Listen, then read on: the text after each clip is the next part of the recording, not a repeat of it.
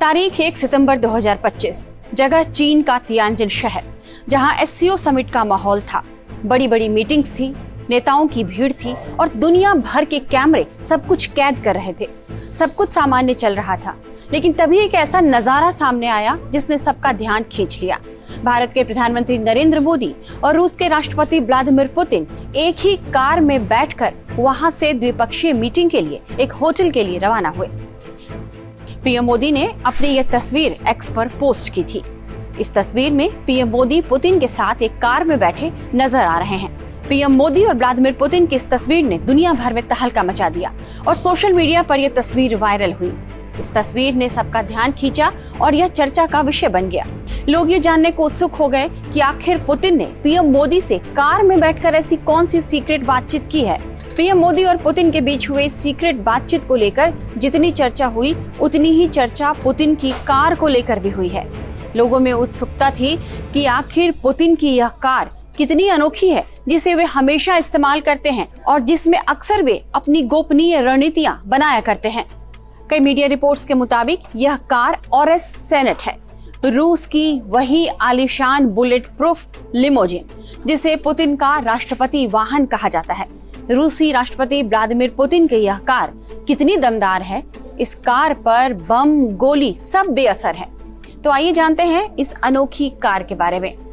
कहा तो यह गया है कि चीन ने यह कार पुतिन को दी थी, लेकिन इस बारे में कोई स्पष्ट जानकारी अभी तक सामने नहीं आई है, क्योंकि ऑरस सीनेट की कार रूस में ही बनाई गई है।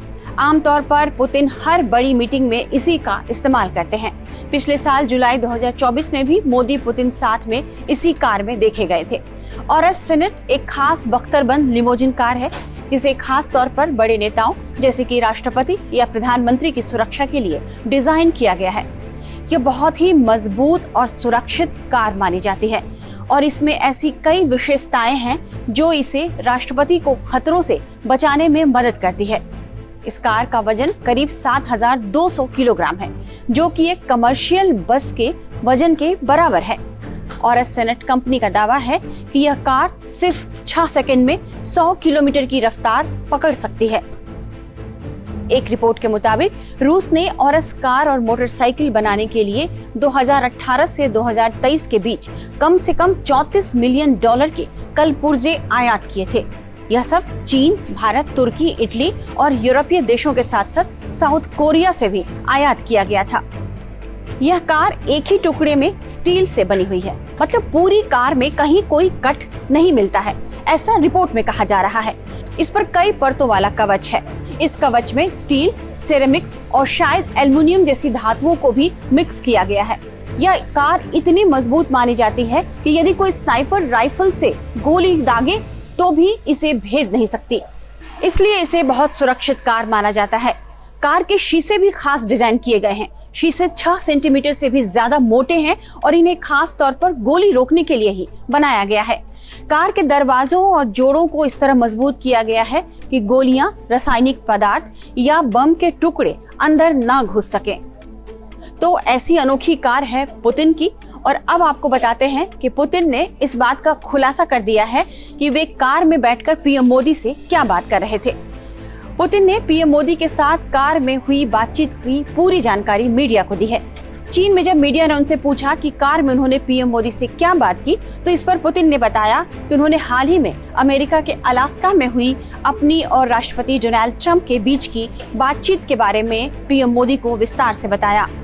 दरअसल एससीओ समिट से कुछ दिनों पहले ही अलास्का में ट्रंप और पुतिन की एक खास मुलाकात हुई थी, जो दुनिया भर में चर्चा का विषय बनी थी।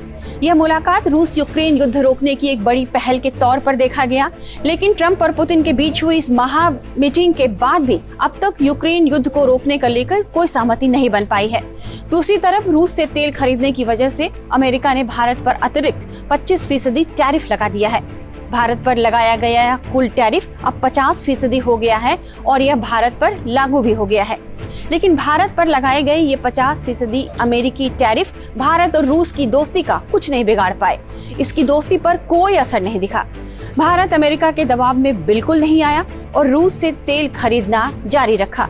ऐसे में जब पुतिन और मोदी चीन में एक बार फिर से गर्मजोशी से मिले और एक ही कार में बैठकर एक साथ गए तो अमेरिका के माथे पर बल पड़ गया।